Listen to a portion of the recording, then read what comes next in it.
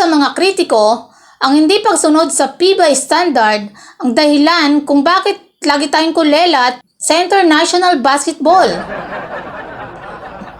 Batikos ni Representative Edsel Lagman, hindi niya excuse na matagal na nakaplanong bakasyon at may travel authority si Inday. Dagdag pa ng mga kritiko, ang dapat na slogan niya ay, bising umalis sa oras ng krisis. Well, you have to understand, this is a new generation. Super relate ako dyan. Ganyan mga kabataan ngayon. So kung makikita nyo naman, at syempre, hindi lang yung props.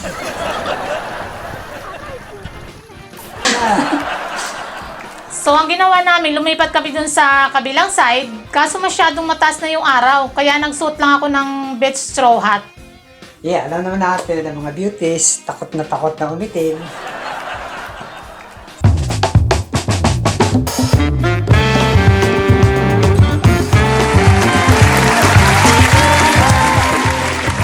Hello everyone! Kumusta kayo dyan mga ka-beauties and the nerds?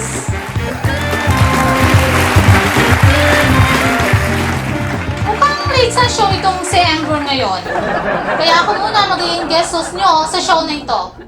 Okay ba yun mga ka-beauties? What are you doing? Uy! Andiyan ka na pala. Akala ko late ka eh. Kaya tinikover ko na tong show. May ganon. Okay, you know what? First of all, I'm here on time. Okay, hindi ako late. You're just too early. Too early ko dyan.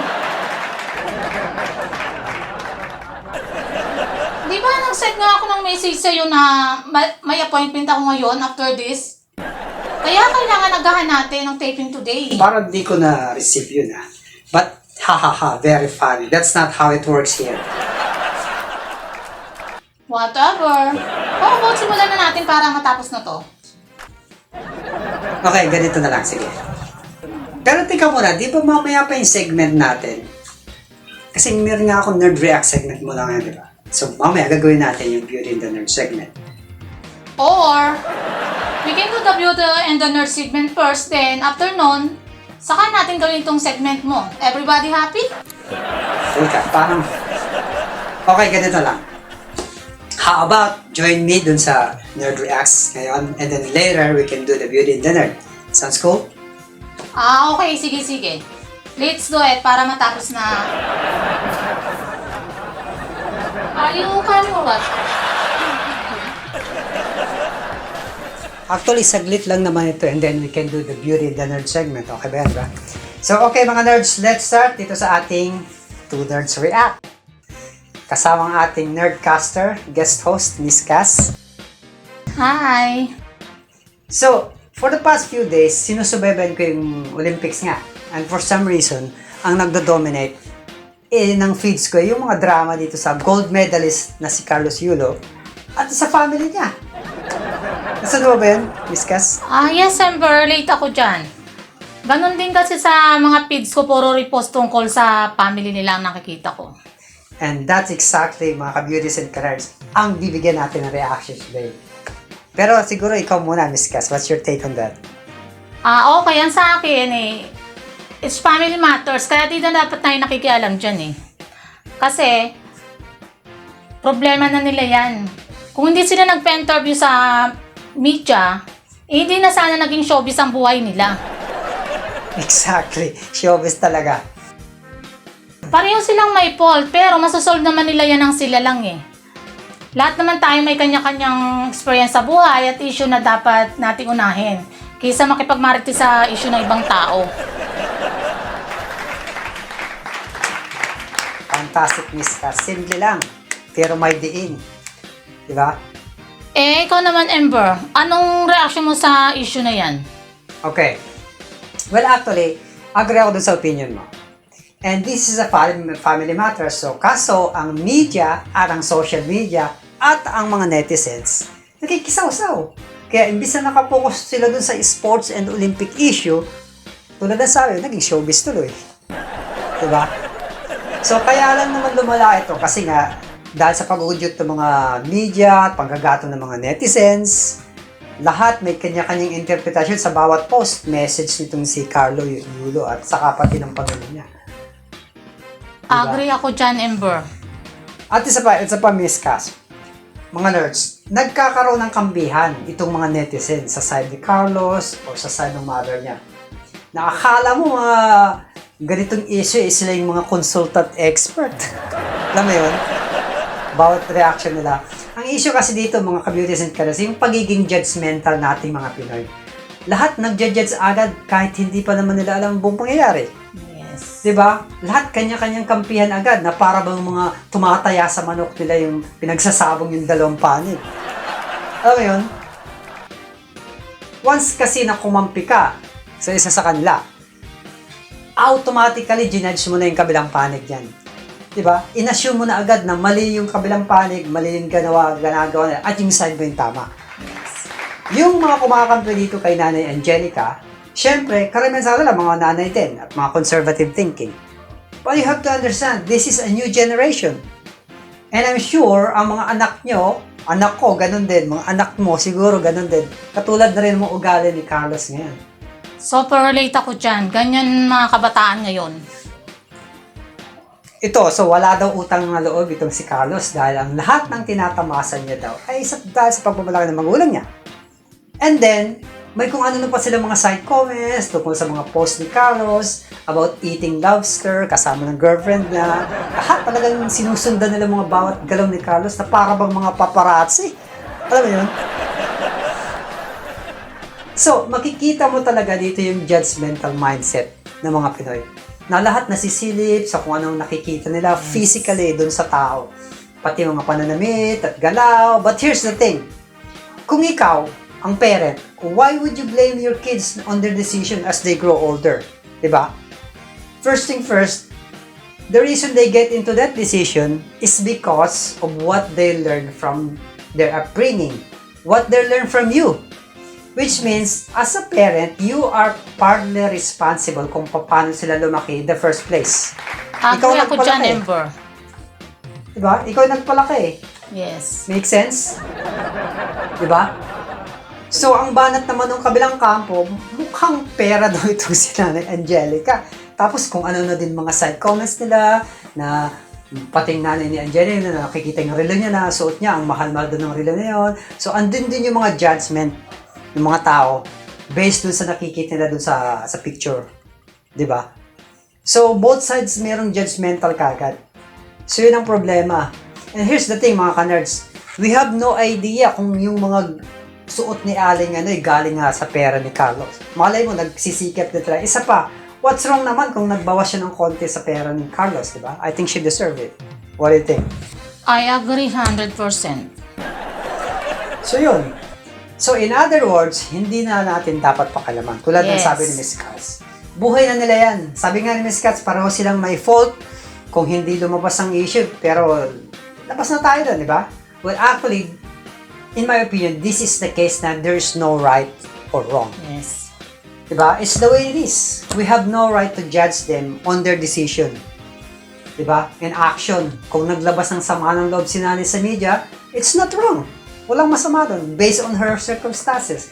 Kung sumagot naman sa social media si Carlos dito, he's not wrong. He has the right to do that based on his circumstances. Diba? It's just the way it is. Like I said, they have both valid reasons. They have respective actions based on their circumstance. Ang labas na tayo doon. Who are we to judge kung ano yung maging action nila? Diba? So, ganito kasi yun eh. Sabi nga ni Miss Cass, lahat tayo may iba't ibang experience sa buhay.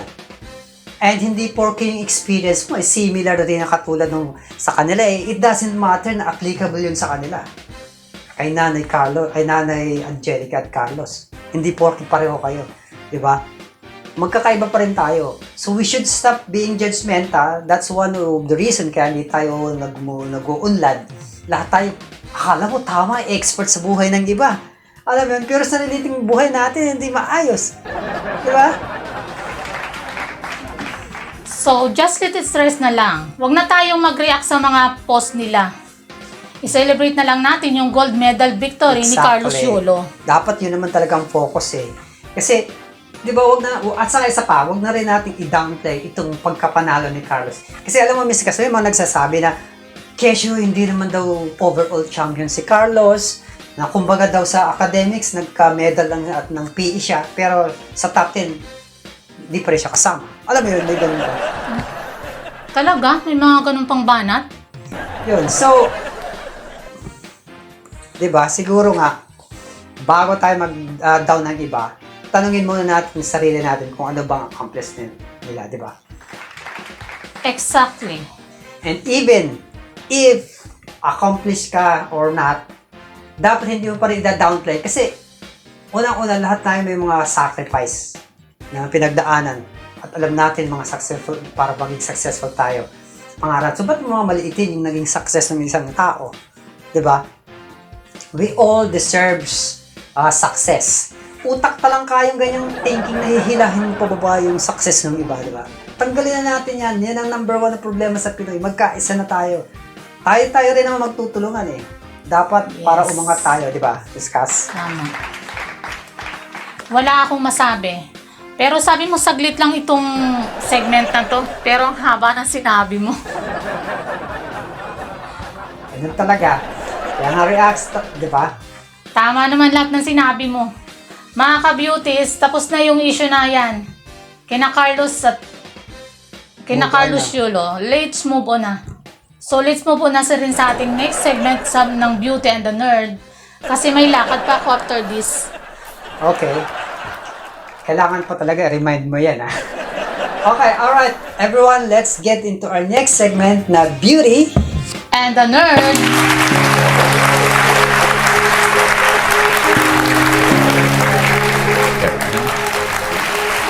Yes, mga beauties.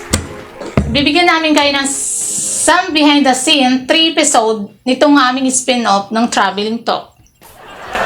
That's right, mga nerds. At also, we're gonna give you a snippets and highlights ng aming topic which is related pa rin sa tourism.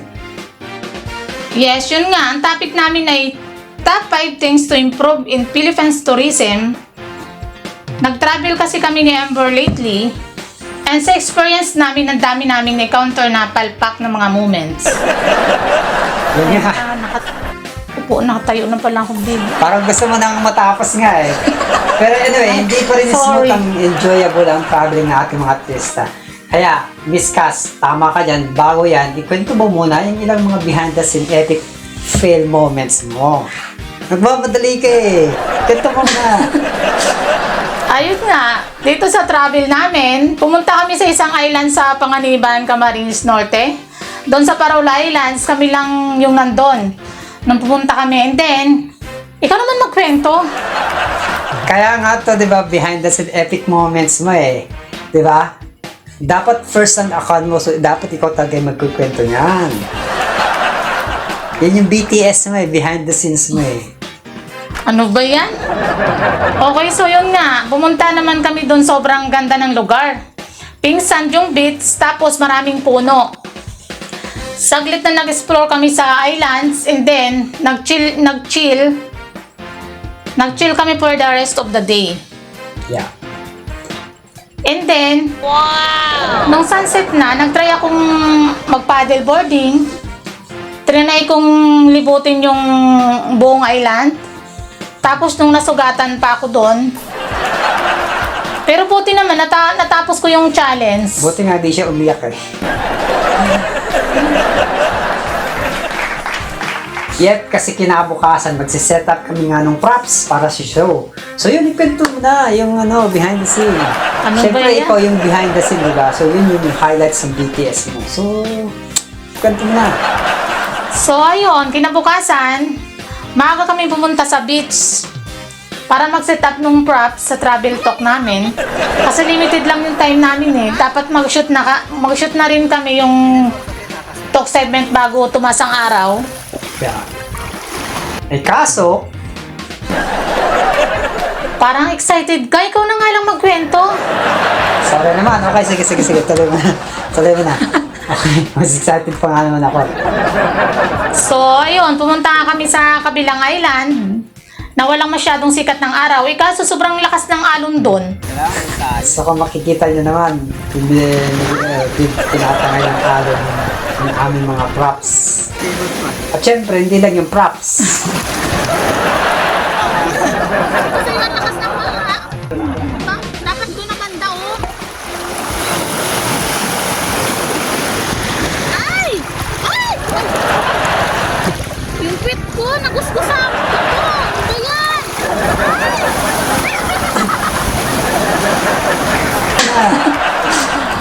So, ang ginawa namin, lumipat kami dun sa kabilang side. Kaso masyadong mataas na yung araw. Kaya nagsuot lang ako ng beach straw hat.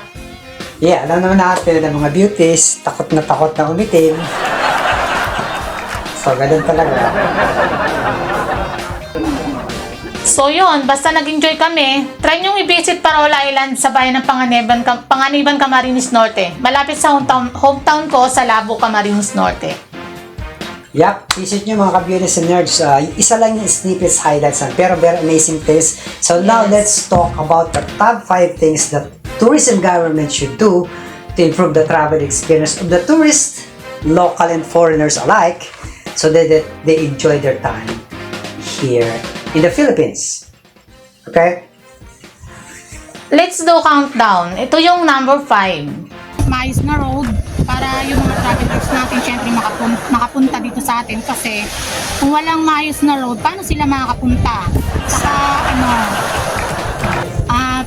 toilet, pinaka-importante. Okay, in one word, infrastructure. Yes, ito naman yung top 4. Pinaka-importante nun, coordination. Kasi local sa munisipyo or yung mga authority ba, na nasa may power, no? Para maging maayos, maging masaya yung pag-travel or pag-bisita ng mga turista natin. Plus yung magiging organized or standard. For example, yung sa pricing or costing ng mga tourists natin, syempre, priority natin is yung convenient para sa mga turista. 2 words, coordination and consolidation. Top 3. Regulation, regulate natin ang tourism. Kasi we have to maintain it, we have to regulate yung para ma-keep yung quality. Maintain yung sustainable ecotourism, that's number 3. And one word, regulate. Top 2. An aggressive information drive for our Filipinos na maging more hospitable and honest. Proper training ang isang tour operator. Well, not just tour operator Sabi mo nga, for every Filipino, diba? Asikaso syempre sa ating mga turista. Para naman syempre, diba, may mabubuga talaga yung mga Pilipino. Exactly. Another 2 words, trained operators. Importante yan. And the number 1 thing our tourism department should do ay dapat kahit saan tayo pumunta, yung basura natin, bit-bit natin, ayun. Speaking of that, di ba yun yung tagline dito sa Camarines Norte? Yes. Kalat mo, bit-bit mo. Para magkaroon ng discipline ang ating next generation. In fact, hindi lang bata, may mga matanda rin ako ito. Alam na dapat nila yun. Ganun pa rin, tinatapon pa rin. In one word, cleanliness. Very important. So, to recap mga ka-beauties, here are the top 5. Infrastructure, coordination and consolidation, regulate, proper training, and cleanliness. That's it mga beauties and nerds. These are very, very important points para lalong successful ang ating tourism campaign. At para sa inyo mga kalaman, by the way, magaganda ang mga lugar natin sa Pinas. Pero, bakit mas marami pa rin bumibisita sa Indonesia, sa Thailand, Vietnam? These are the main reason kung bakit kulang tayo sa mga ito based on our research. So, kailangan talagang gawin yan. Yes, mga ka-beauties, panoorin nyo ang full episode ng spin-off travel talk namin na yan. Nasa description yung link. At marami pa kaming relevant topics na tinalakay sa episode na yan. Kasama nila ang aming top 5 favorite islands in the Philippines. Yes, watch nyo yan. Maganda yan. Fantastic, fantastic discuss. Thank you so much for joining me. Thank you, and for din, joining Edgar. us sa episode na to. Thanks din sa inyo mga ka-beauties and ka-nerds. May lakad pa ako kaya maiwan ko muna kayo. See you next time! Thank you so much. Oh! Don't forget, meron ka pang late news segments. Okay?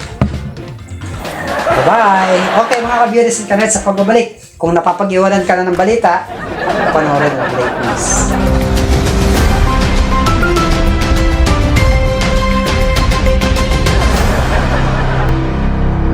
Magandang gabi mga kabalitaan. Kung nag-hibernate ka at kagigising mo lang, ay narito ang mga headlines para ma-update ka sa mga kaganapan. Jude Bacalso na pagkamalang lalaki, kaya't parang bata ang nagtantrom at nagpatayo ng waiter. Donald Trump nag-back out sa debate kay Harris sa ABC Network. Mas gusto niya raw sa Fox Network para may kakampi siya. PBA nag-implement ang 4-point system. Ayon sa mga kritiko, hindi PBA standard kaya kulila tayo sa international basketball. Chinese athletes di pumasa sa Olympic drug test. Ayon sa China, nakuha raw ito sa mga contaminated burgers. Carlos Yulo naggamit ng unang gold sa Paris Olympics. Saya na naman ang barangay nito. Woo! BP Sara Duterte nagpicture-picture at selfie sa Germany habang nagdurusa sa kalamidad ang taong bayan. PUB modernization pinasuspindi ni Idol Tolpo. Guadis at Ortiga mukhang mga nalugi. Harry Roque itananggi na siya ang may-ari ng bahay na ni-raid. Ayon sa kanya, ito raw ay pagmamayari ng kanyang kliyente ng kapatid ng pinsan ng tiyuhin na pamangkin na kabayo ng kapitbahay niya. You get the point? Mga nagtanggumpay na PNP officials sa raid ng mga pugo, imbis na i-promote ang mga mataas ng general, sinibak pa ang mga ito. Mayor Jaime Capil ng Purak, wala raw kita ang pugo. So, ano yung 3 billion na report ng PAGCOR? Sa balitang abroad, Donald Trump hindi makapaniwala sa biglang pagbabago ng ihip ng hangin. Kamakailan lamang ay sobrang sikat si Trump dahil sa nakaraang attempted assassination. Subalit sa nakaraang linggo ay bumaliktad ang sitwasyon buhat ng endorse si Kamala Harris na umatras sa pagkandidato ng antok-antok na si Biden. Ang biglang pag-angat ng Democratic Party sa mga polls ay dahil sa kaibang karisma ni Harris na naglikom ng mahigit sa 200 million na grassroots donations buhat ng siya'y maendorso. Kamakailan ay nakonvict itong si Trump ng 34 counts of felony sa New York na siya namang sinamantala ng kampo ng dating Attorney General na si Harris, kaya't ang premise ng kanilang kampanya ay the prosecutor versus the felon. Hinamon pa ni Harris si Trump na sumipot sa napagkasundo ang debate sa ABC Network ngayong September 10. Subalit, nag-check and out or ducking si Donald Duck si Donald Trump sa nasabing hamon.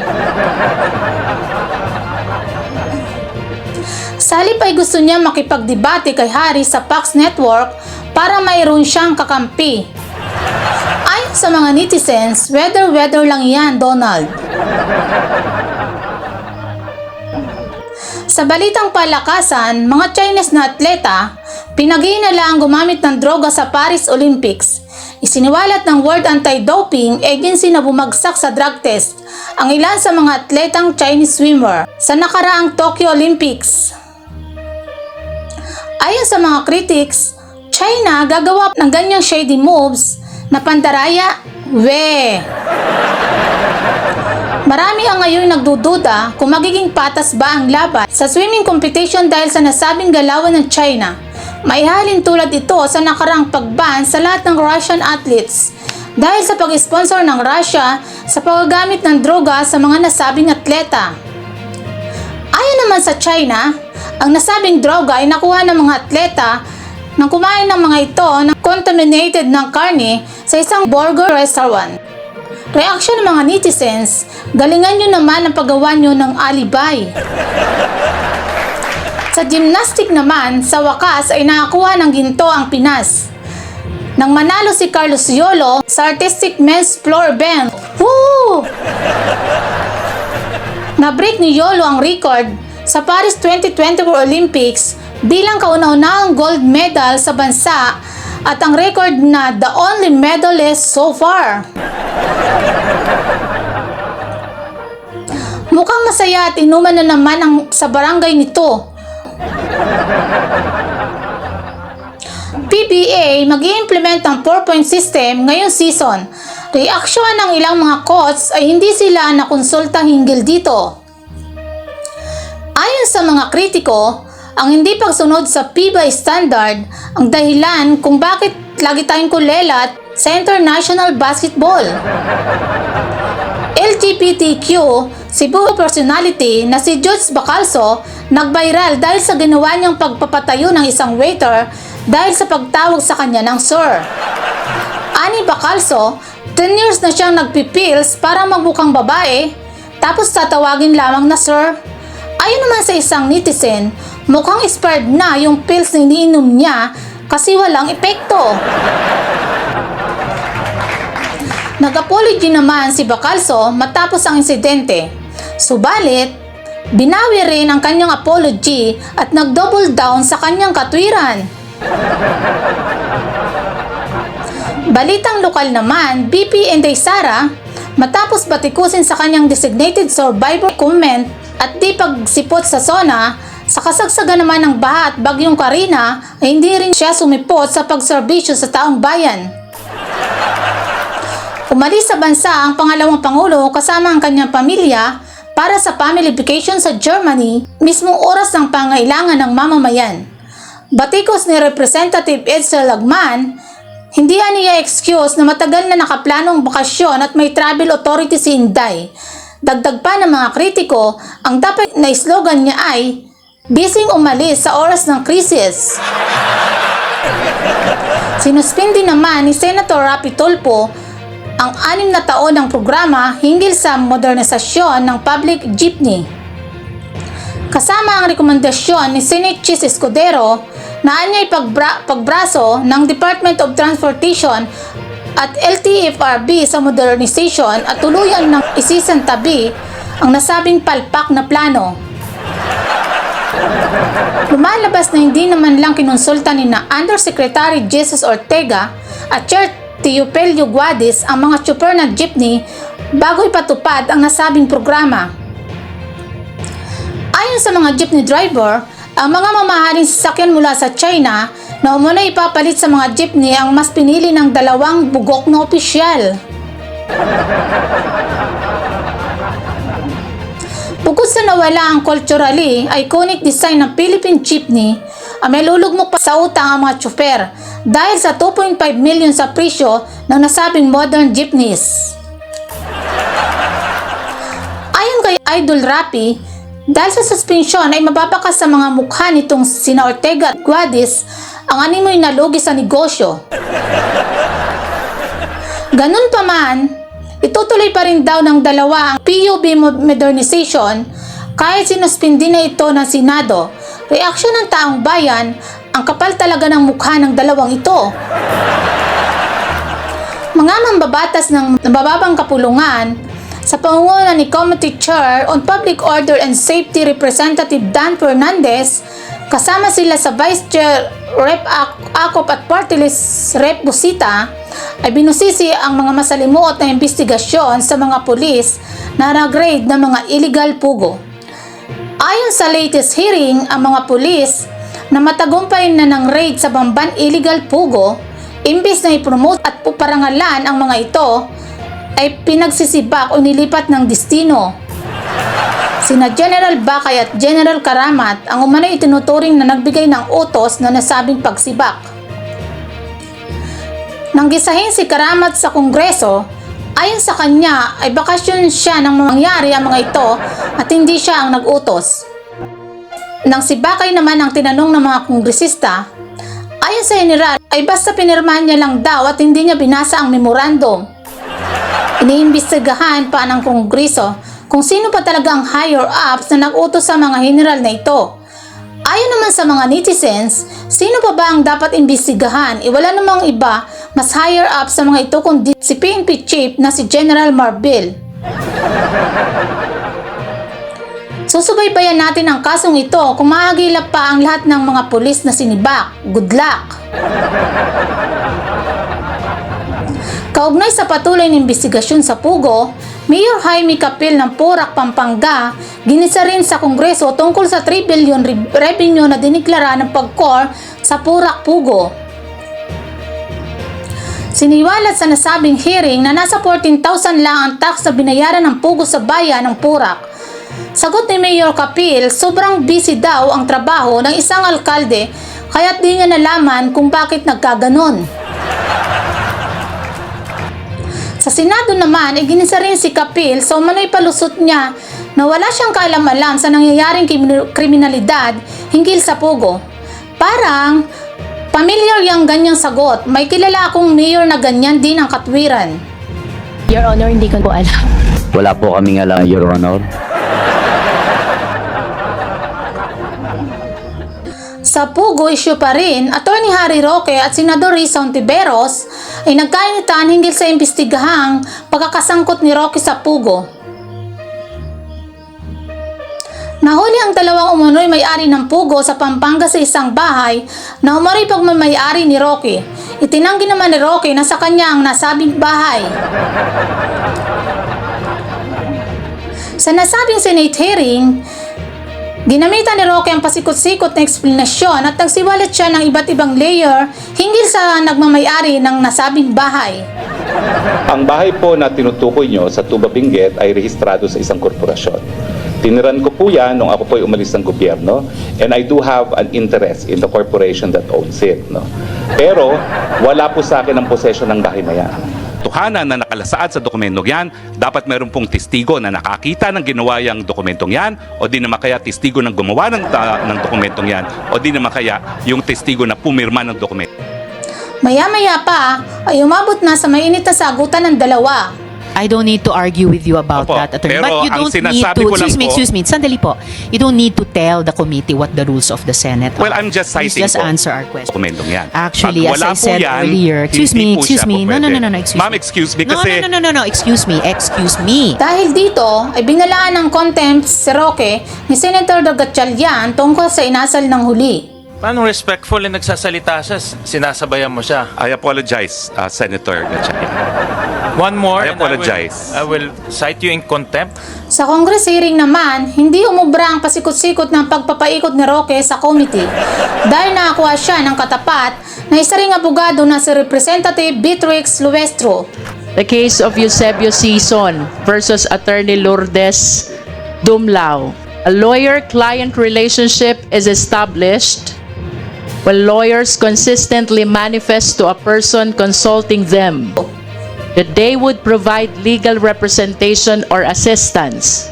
That from the definition of a lawyer-client relationship, the moment the client starts seeking advice, Attorney Roque, you are now recognized. Mr. Chair, tama po yun. Bagamat muking at umamin na ay panay palusot pa rin itong si Roque.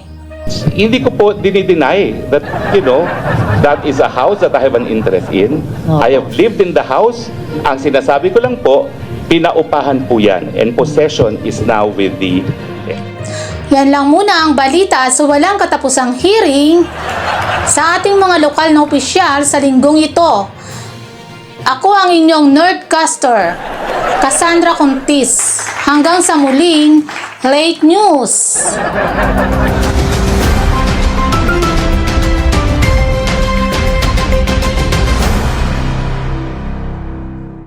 Okay mga beauties and nerds, that's our episode for today. Pero please subscribe and like our channel at i-turn on nyo na rin ang notification bell para lagi kayong updated sa ating future episodes. Watch for the 50s the new 30 on our next episodes. Kasama natin uli si Miss Cass na ngayon nagmamadali, pupunta daw siya sa spa. Kaya see you mga nerds and beauties next time.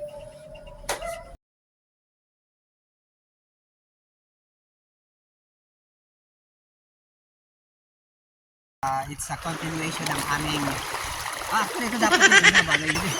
Medyo malakas ang alon dito sa sandbar ngayon. So, we only have limited time. Ang daming lagun sa loob. So, pagpasok mo, lagun, makakasalubong mo mga baby shark. Palabas ng lagun. So,